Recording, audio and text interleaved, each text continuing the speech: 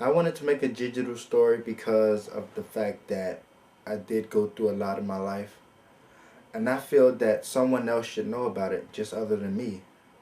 And with everything that I'm given to use to make the story, I feel as if it's coming out perfect.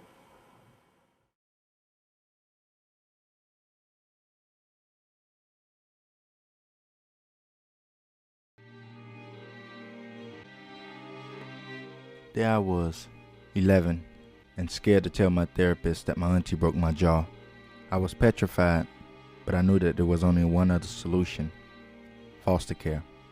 Being abused, talked about, cursed at, it was an everyday thing in my auntie's household.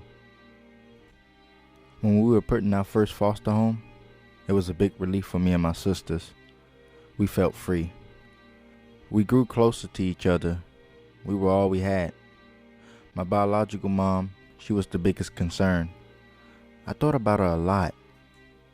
She contracted HIV and was a serious heroin user, and that alone cried me to sleep night after night. As we got older, we were separated into different homes. I ended up in a house with all boys, and being the youngest, I was like bait. I started smoking marijuana, 1 blunt a day, then 5, then more. I started drinking, my grades dropped. Everyone doubted I'd make anything of my life, and wham, that's when God stepped in. I got into rehab and met Taylor Wall, who at the time worked with the Garden Lightning program.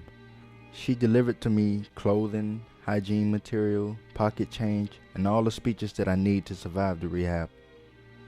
When I got out, I started smoking again, but after being kicked out of several schools, I was accepted into the 500 Role Models Academy of Excellence. It made a big difference in my life. The teachers were so concerned about me that they all became emotionally my parents. I made honor roll and had the highest test scores in my school.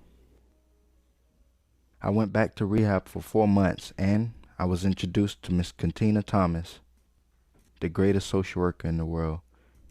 And shortly after her, Miss Charlotte Moore, my guardian at Lightnum. They were like my mom. They made sure they got everything that I needed. After all the drinking, smoking, and getting kicked out of schools, I turned my life around.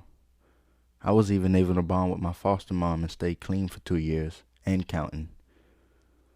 All the support from the Transitional Youth Project, the Guardian at Lightnum, the Legal Aid Society, over the years, it just makes up the pieces of the puzzle that puts me together and made me whole.